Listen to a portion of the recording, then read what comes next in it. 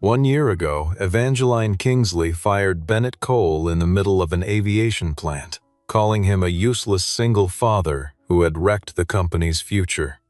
The whole board laughed as he walked out with his employee badge sliced in two, and the chief financial officer told him he should go back to fixing rented cars. Bennett did not argue.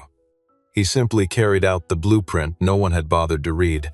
1 year later, Forbes announced the richest man in American aviation, Bennett Cole, and on that very day, Kingsley Aero needed him to save a fleet worth billions. If you love a reversal that leaves the arrogant speechless, subscribe now and stay with this incredibly satisfying story. The rain came down hard over Seattle the morning Bennett Cole was called to the glass conference room high above the Kingsley Aerodynamics factory floor. Below him, the assembly line moved in its usual rhythm, machines humming and workers bent over half-finished flight control systems that would one day carry passengers across oceans. Bennett stepped off the freight elevator still wearing his old engineer's coat, his hands faintly streaked with oil from the auxiliary wing controller he had been inspecting less than an hour earlier. He was a quiet man, unremarkable to anyone who did not know what he could do with a diagnostic panel and a set of test logs. In his arms he carried a thick bound report, one that warned of a lethal flaw hidden inside the KX-47 flight stabilizer, the very device Kingsley was about to sell to several major airlines. He had asked for this meeting 3 times. He had no idea it would be the last one he ever attended as an employee. Evangeline Kingsley stood at the head of the long table, framed by the gray sky behind her, flanked by the board, the legal team, and a handful of investors who had flown in for the quarter. She was young for a chief executive, sharp-featured and immaculate, carrying the weight of a family name that had built engines since before she was born. She did not look at the report in Bennett's hands. She had already been briefed, and she believed every word of that briefing because it had come from a man she trusted more than she trusted her own instincts. Sterling Wainwright, the chief financial officer, sat to her right with the calm smile of someone who had rehearsed the outcome in advance. To him, this was not a difficult decision. It was housekeeping. "Mr. Cole," Evangeline began, her voice measured and cold, "we have reviewed the delays on the KX-47 line. We know who caused them." Bennett opened his mouth to answer, but Sterling cut across him smoothly. "A mechanic who thinks he is a genius," Sterling said, letting the words land in the room like a verdict. "He slowed the entire line, cost us a contract worth tens of millions, and now he wants to lecture us on safety." A few directors chuckled. Bennett felt the heat rise in his chest, but he kept his face still, because he had learned long ago that panic never fixed anything, not in an engine and not in a room full of people who had already decided. Evangeline straightened, and when she spoke again, her words were aimed with precision. "Kingsley Aero cannot keep paying a useless single father who only knows how to create problems." The sentence struck exactly where she intended, straight into the one thing Bennett could not armor over, his pride as a man who had built his life around being useful. The laughter grew a little louder. Sterling reached across the table, took Bennett's employee badge, and cut it cleanly in two with a pair of shears, laying both halves on the polished surface like a trophy of humiliation. Bennett did not shout. He did not beg. He looked at Evangeline with a steadiness that unsettled her more than any outburst could have, and he said, "One day you will wish you had read the last page." Evangeline did not blink. "That day will never come," she answered. He gathered the report, turned, and walked out. In the corridor beyond the glass, the noise of the factory swallowed him whole. His phone buzzed, and a small voice on the other end asked whether he would be home for dinner. It was his daughter, Nora, and the sharp edges inside him softened at once. He told her he would be there, and he meant it. Then he stood for a moment at the tall windows overlooking the plant, watching the KX-47 systems roll down the line like a promise he could not stop, and he understood that the danger buried in that machine did not care who was fired. On his way out, he glanced up once at the Kingsley Aero logo mounted above the entrance, the emblem he had served for years, and then he walked into the rain with the blueprint pressed to his chest. To understand what had truly happened in that glass room, one had to go back several weeks, to the days before the badge was ever cut. Bennett had come to aviation the long way, without the polish of a family fortune or a prestigious degree handed to him at graduation. He had started as a mechanic on the tarmac, then flown as a backup test pilot on short verification runs, then spent years in maintenance bays learning the difference between an engine that sounded fine and one that was quietly dying. That experience made him the kind of safety inspector who could not be fooled by clean paperwork because he had felt too many machines lie to too many people who trusted them. When Kingsley assigned him to certify the KX-47 flight stabilizer, he treated it the way he treated everything, as a system that would eventually be trusted with human lives. Deep inside the balancing algorithm, in the exact conditions that engineers rarely tested and pilots dreaded, Bennett found the flaw.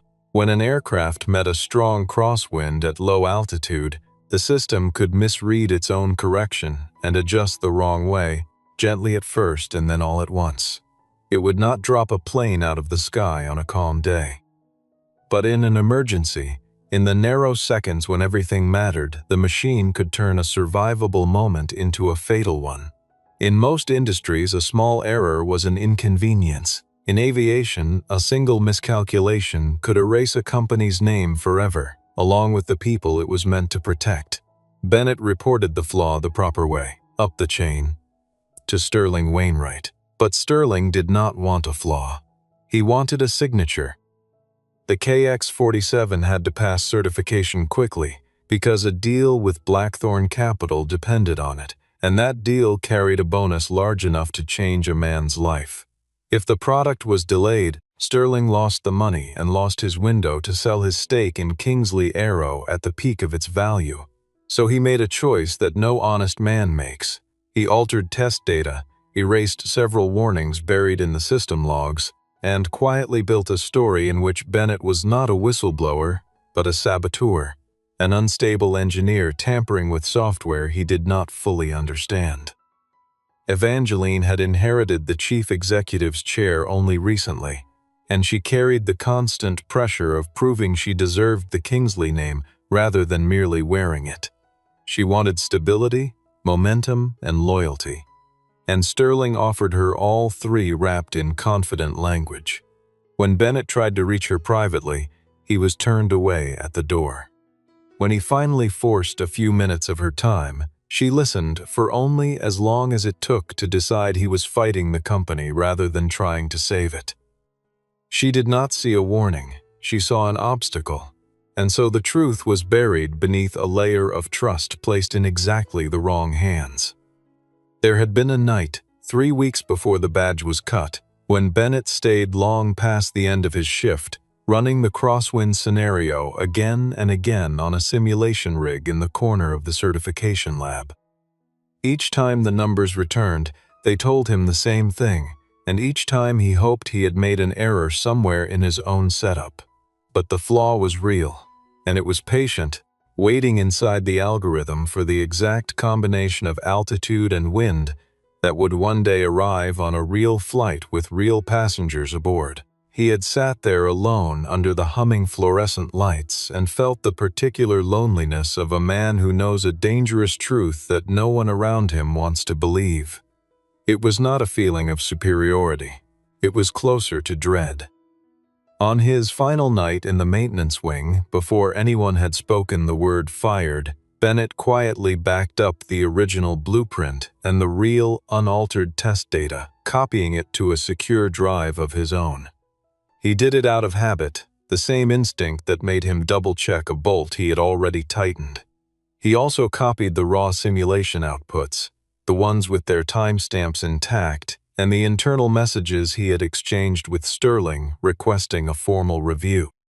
He did not yet know that this quiet act would one day become the single most valuable thing he owned. A set of files capable of rescuing not only one company, but an entire corner of the aviation world. He simply knew that the truth deserved a witness, even if no one wanted to hear it yet. In an industry where a single lie could cost hundreds of lives, he had decided long ago that he would rather lose his job than lose his conscience.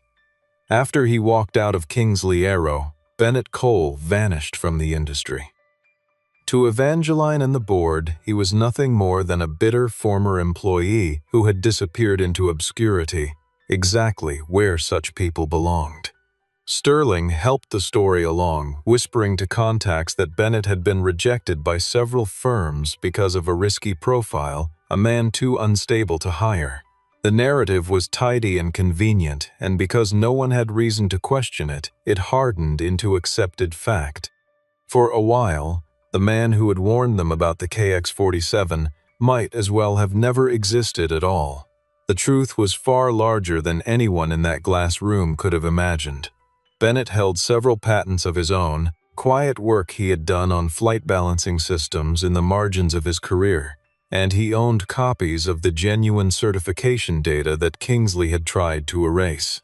With those two things, plus a small venture loan and a rented hangar on the edge of an unglamorous airfield, he founded a company he called Cole Meridian Aviation. In the beginning, it was almost nothing. 3 former colleagues who believed in him, a handful of tools, and a stubborn refusal to build anything he could not certify with his own name. Bennett did not chase the glittering parts of the industry. He did not want shiny jets or magazine covers. Instead, he bought the pieces everyone else overlooked: the maintenance shops slipping toward bankruptcy, the parts warehouses undervalued because their owners did not understand what they held, the ground service routes the large corporations had abandoned as unprofitable. He understood something the powerful families of aviation had forgotten. Control of the sky did not belong to whoever owned the aircraft. It belonged to whoever owned the maintenance, the rare components, the safety software, and the right to fix an emergency when everything went wrong at 40,000 feet. His attorney, Maris Whitaker, was as sharp as any weapon Bennett had ever handled. She combed through the industry's forgotten corners and discovered a startling truth. Several crucial patents tied to flight balancing had been neglected by the very corporations that should have guarded them, allowed to drift into obscurity because no one recognized their worth. Bennett bought them, one at a time, at prices that seemed absurdly low, precisely because the market had not yet realized how much it would soon need them. Every acquisition was quiet, legal, and patient. He was not building an empire for show. He was building leverage that could not be argued away. The early months were not glamorous. Bennett spent his mornings in the rented hangar with a wrench in his hand, and his evenings poring over contracts Maris flagged for him, learning the legal architecture of an industry the way he had once learned the mechanical one, part by part, until the whole thing made sense. He slept little, ate at odd hours, and kept a photograph of Nora taped to the corner of his monitor so that, when the doubt came, as it did on the hardest nights, he had something solid to look at. He hired people no one else wanted, the older mechanics dismissed as too slow for modern lines, the inspectors who had been let go for raising too many questions, the engineers whose warnings had made them inconvenient. They came to him because he did not treat their caution as a defect. He treated it as the point. Within a single year, Cole Meridian Aviation became the silent structure standing behind hundreds of safe flights. It repaired software flaws other firms could not diagnose, supplied rare components no one else could source, propped up small carriers that would otherwise have collapsed, and rescued freight contracts on the edge of failure. When a regional airline discovered a fault in its aging fleet, with no one willing to certify a fix in time, it was Cole Meridian that answered the call and kept the planes in the air without cutting a single corner. Word spread through the working corners of the industry, not the boardrooms but the maintenance bays and the dispatch offices. That there was finally a company that would tell you the truth about your aircraft even when the truth was expensive. Bennett never boasted about any of it. He worked, he raised his daughter, he built his team, and he waited for the day the truth would finally speak on its own. And then, near the end of that year, a Forbes investigation began circling a question that no one in the industry could answer. Who was the mysterious man quietly buying up the backbone of American aviation?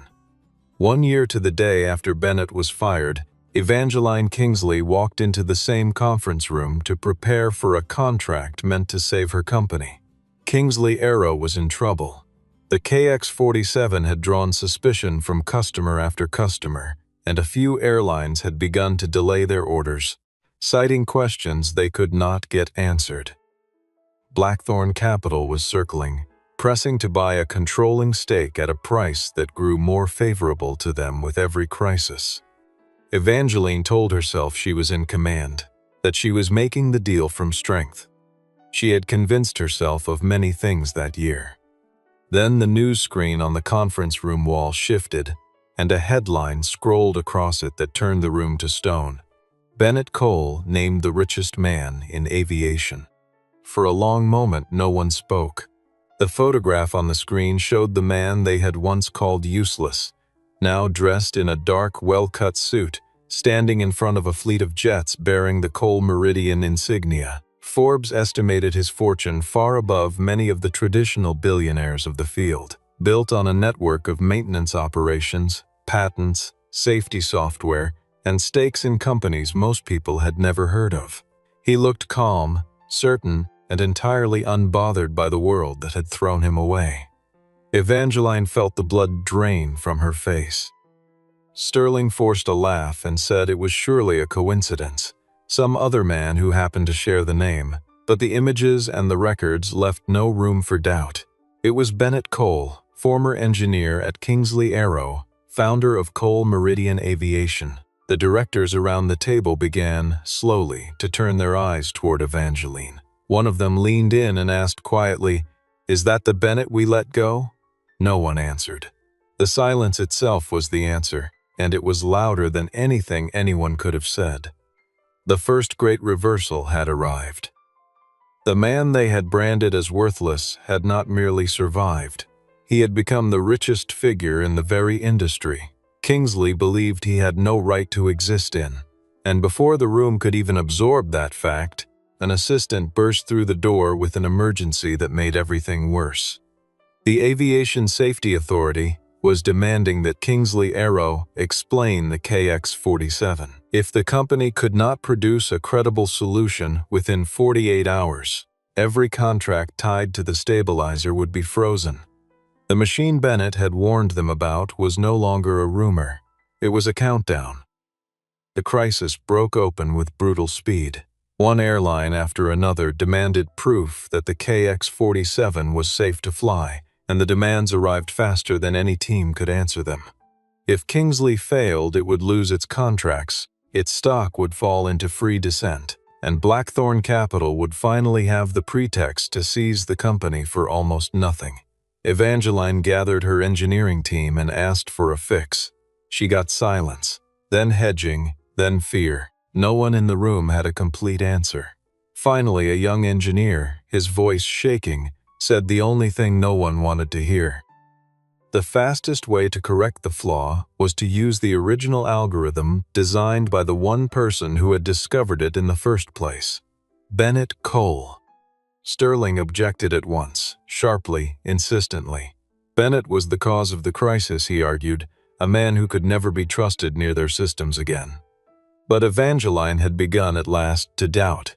If Bennett was truly useless, why had Forbes just named him the richest man in aviation? Why did his company hold so much of the technology Kingsley now desperately needed? The story she had accepted a year ago no longer fit the facts in front of her, and the gap between them had grown into a chasm she could no longer step over. Then a formal email arrived from Maris Whitaker, and its tone was as cold as a closed vault. Cole Meridian Aviation, it stated, currently held several patents related to flight balancing systems that the KX-47 was actively infringing. If Kingsley continued to sell the product without negotiating, Bennett Cole had every right to seek a commercial injunction that would halt it entirely. Evangeline read the message twice before its full meaning settled over her. Kingsley did not merely need Bennett to fix the flaw. Kingsley was building its future on technology that Bennett now legally controlled. The man they had humiliated held the company's survival in his hands. Sterling pushed hard, urging Evangeline to sign the sale to Conrad Blackthorne before the truth could surface, insisting it was the only way to keep her chair as chief executive. But for the first time, Evangeline saw the shape of the trap. If she sold now, in the middle of a manufactured crisis, the Kingsley family would lose the entire empire her ancestors had built. Sterling was not offering her a lifeline. He was offering her a shovel to dig her own grave, and calling it salvation. She realized she could no longer trust the man who had been her closest counsel, and so she was forced to do the one thing her pride had sworn she would never do. She picked up the phone to call Bennett Cole. He did not answer. Instead, Maris Whitaker responded on his behalf, and her words were precise and unhurried. "If Kingsley Aero wishes to meet with Mr. Cole," she said, "please submit a formal request, the same as any other company would." The reversal cut deep and clean. The chief executive, who had thrown Bennett out of a conference room, now had to request an appointment with him, like a junior partner hoping to be granted an audience. 2 days later, Evangeline, Sterling, and several Kingsley directors arrived at the headquarters of Cole Meridian Aviation. The place did not carry the heavy grandeur of old family money. It was modern, precise, and quietly powerful in a way that unsettled them the moment they stepped out of their cars. Beyond the entrance stretched a private runway, a row of maintenance hangars, a data coordination center glowing with screens, and a fleet of jets marked with the Cole Meridian insignia. Everything about the place said the same thing. Here, results mattered more than reputation. Evangeline watched hundreds of engineers moving through the facility in focused, professional silence. No one rushed to greet her. No one flinched at the Kingsley name. In her own factory, that name had opened every door and silenced every objection. Here, it meant nothing at all. The power in this building did not flow from a family crest or an inherited fortune. It flowed from genuine competence, from people who knew exactly what they were doing and did not need anyone's permission to be proud of it. It was a kind of authority Evangeline had never truly built, only inherited, and standing inside it made her feel the difference for the first time. Dawson Harlan, the head of security, met the Kingsley group at the entrance. Sterling, already irritated, announced that they had a scheduled meeting with the chairman, as though the fact might buy them some deference. Dawson checked his tablet without hurry and answered, "Mr. Cole is expecting you. Please follow me." The word chairman, spoken about Bennett with that plain respect, made Evangeline pause almost imperceptibly. 1 year ago, people had said Bennett's name with contempt as a punchline. Now everyone inside this building spoke it with absolute regard, and the shift landed on her like a slow, cold weight. As they crossed one of the hangars, Sterling caught sight of an experimental aircraft being fitted with a new balancing system, technicians moving around it with careful, practiced hands. A passing engineer mentioned, almost offhandedly, that the technology had already saved 3 carriers from having to ground their entire fleets. Evangeline understood then what she had refused to understand a year ago. Bennett had not built his fortune through financial tricks or clever leverage alone. He had built it on the one thing Kingsley had always treated as an obstacle: technical safety, done right, without shortcuts. The very quality they had punished him for defending was now the foundation of an empire. At the end of the corridor, a door slid open. Bennett stepped through it, calm and unhurried, wearing a simple shirt rather than a suit meant to broadcast power. He did not need to perform authority. He carried it the way a good engineer carries certainty, quietly and completely. Dawson turned to the group and said, "Mr. Cole, Chairman, the Kingsley delegation has arrived." Evangeline heard those words and, unbidden, remembered the day she had called this same man useless in front of a laughing board. The memory tasted like ash. The meeting began with Evangeline trying to hold the posture of a chief executive.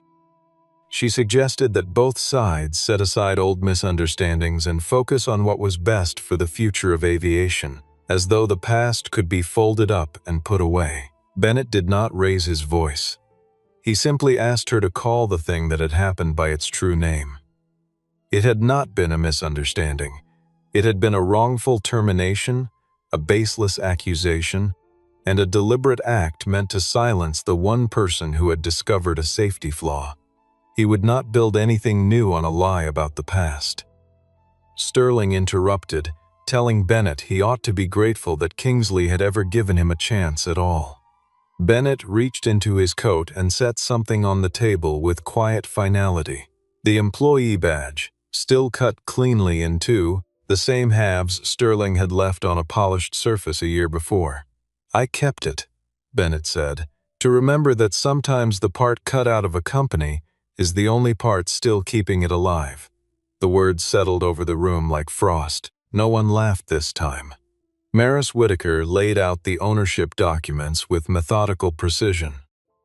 Cole Meridian Aviation held the critical patents, maintenance contracts with many of Kingsley's own former customers, and a portion of the very debt Kingsley Aero had pledged against its future.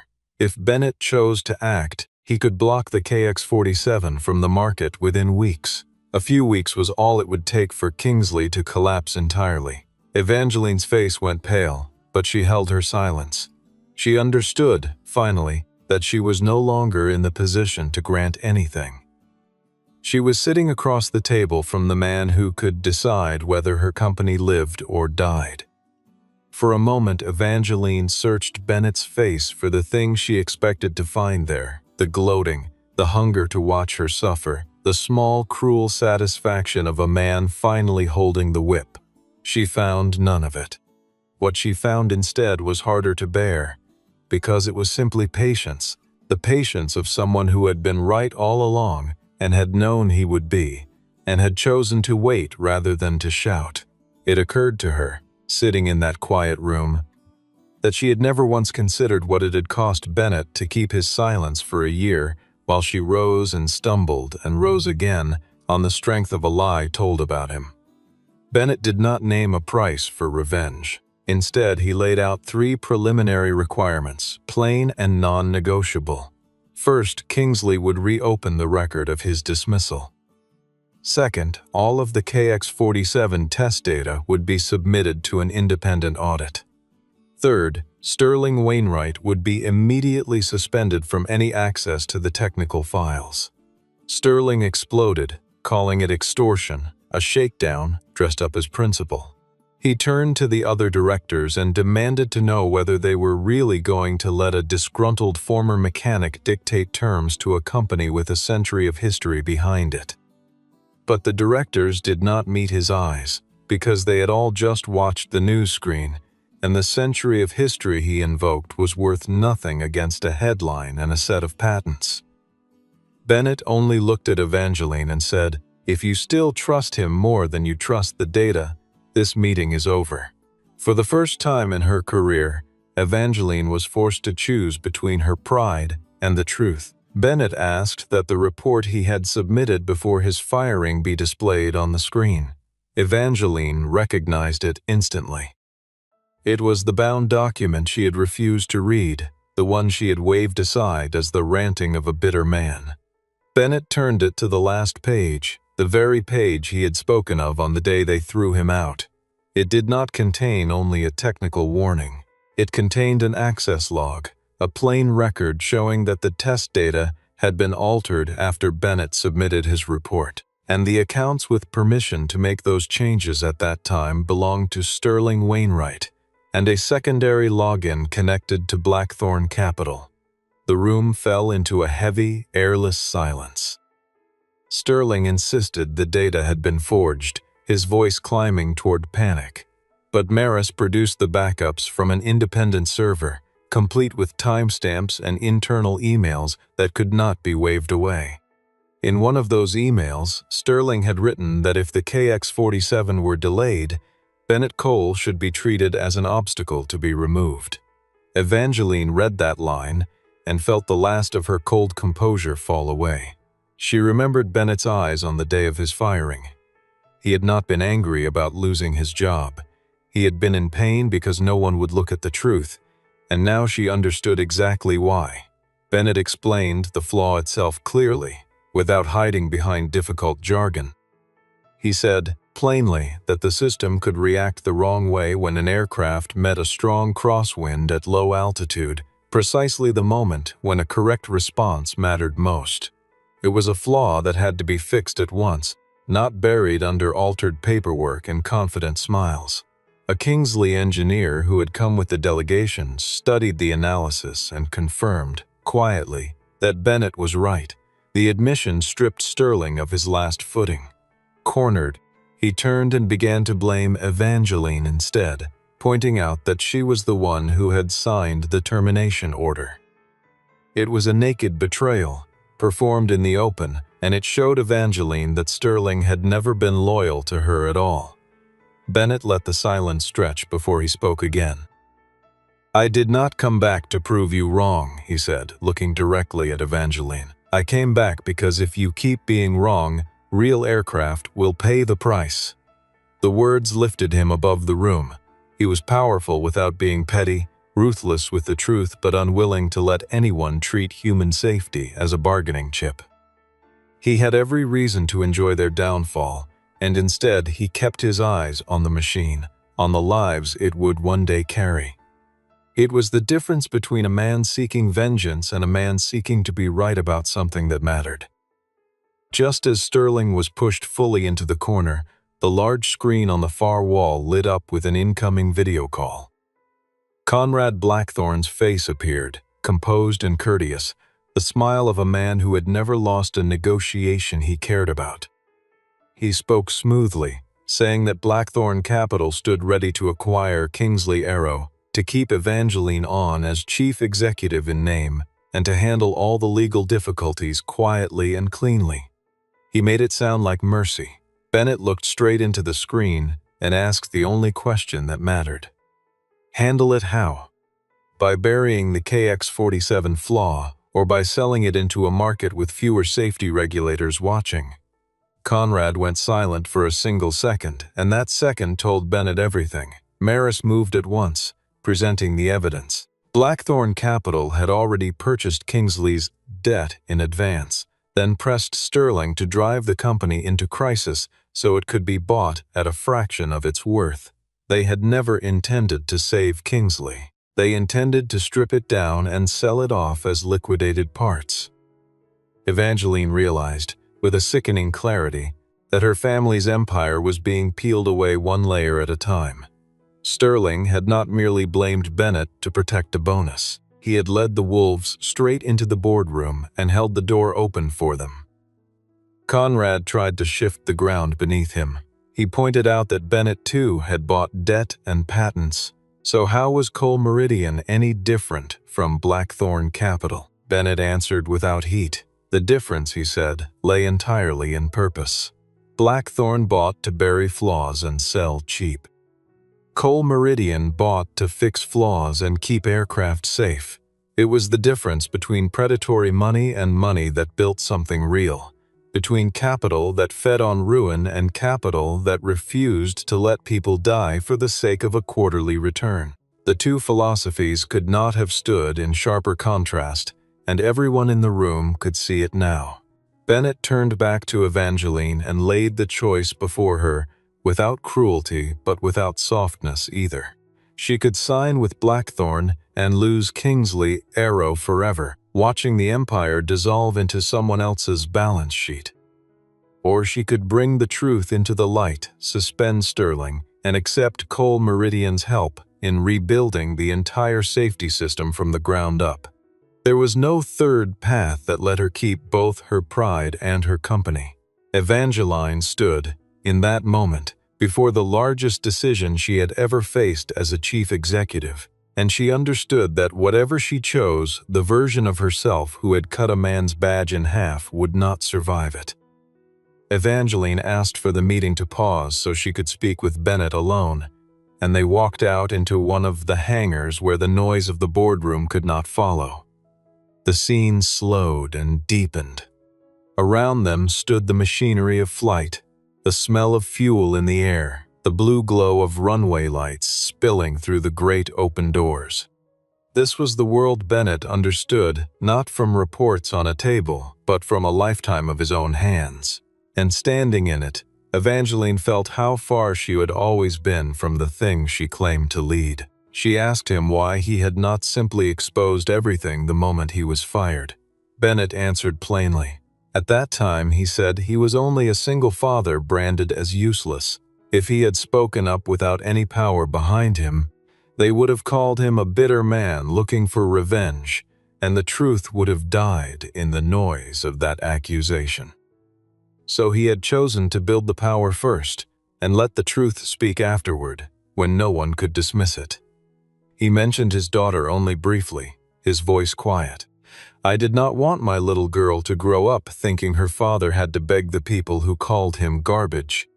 The detail carried real feeling without dragging a child into the heart of the conflict. Evangeline apologized. The words came out smaller than she intended, stripped of the authority she usually wore like armor, and for once she did not try to dress them up. But Bennett would not let the apology become an easy solution that let everyone move on unchanged. He told her she had not only wronged him, she had wronged the engineers, the mechanics, and the inspectors who had been pressured into silence to protect the Kingsley reputation. All the people who had learned that speaking the truth cost them their livelihoods. Every one of them had watched what happened to Bennett and drawn the obvious lesson, that in her company, honesty was a liability and silence was survival. That, he said, was the real damage. It was not one firing. It was a culture that had taught good people to keep their heads down while a dangerous machine rolled toward the sky.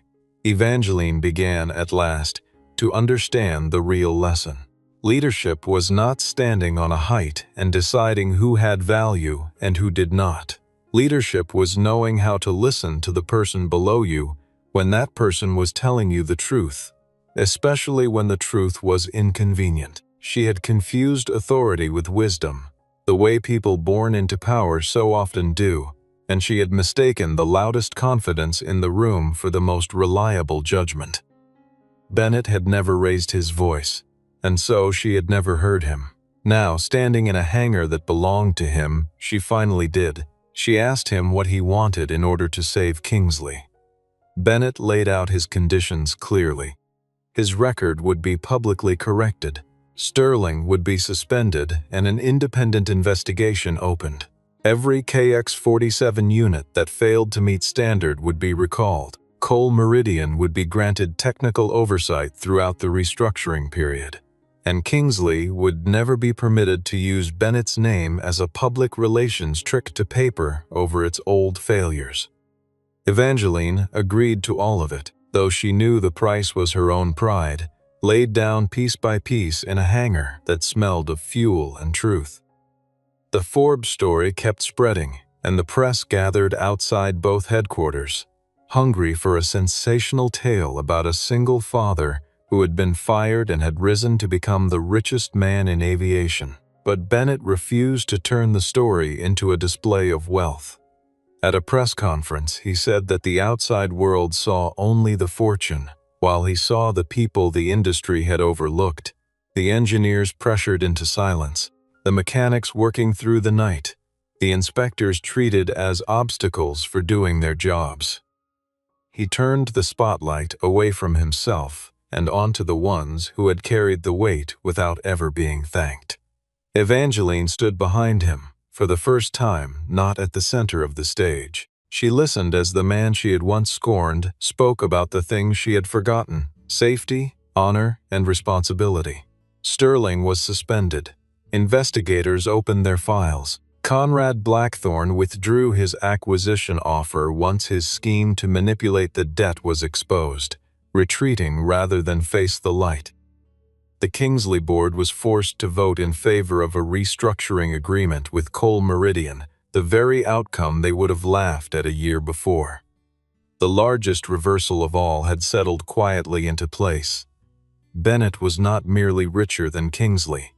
He had become the man who would decide whether Kingsley was still permitted to fly at all. Standing before the assembled workers of the plant, Evangeline said something no one expected to hear from her. 1 year ago, I called Bennett Coal useless.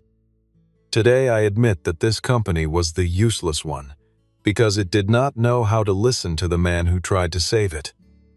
The words fell over the entire factory floor, and the machines seemed to go quiet around them.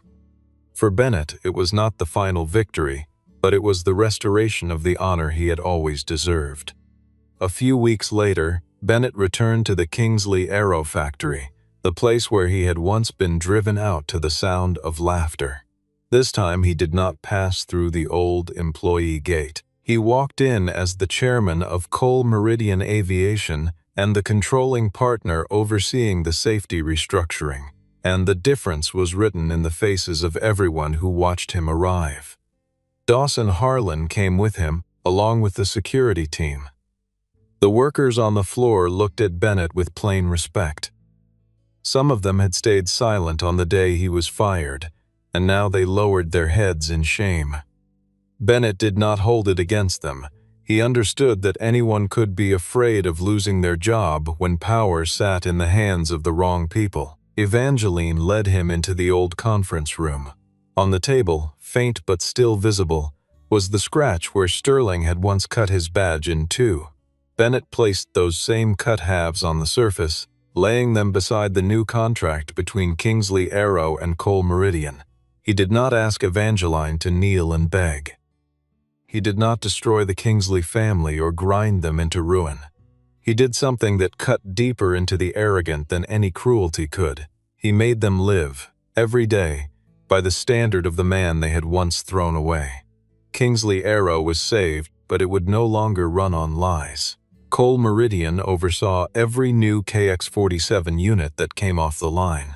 Technical staff were given the authority to stop the assembly line the moment they detected a risk, a power that would have gotten them fired a year earlier. Sterling and everyone tied to his scheme faced investigation. The company that had once punished honesty was now required to reward it, and the people who had worked in fear were finally allowed to do their jobs the right way. In the last light of the evening, Bennett walked out of the factory as the sunset spread across the test runway. His phone buzzed, and Nora's small voice asked whether he would be home for dinner. Bennett smiled and said, "I'm on my way." Behind him, an experimental aircraft lifted off the runway, safe and steady, carried by a balancing system he had designed with his own hands. Forbes had named him the richest man in aviation, but for Bennett the true victory was simpler and larger than any fortune. It was the certainty that no one ever again could look at his decency, his responsibility, and his quiet refusal to lie, and dare to call any of it useless.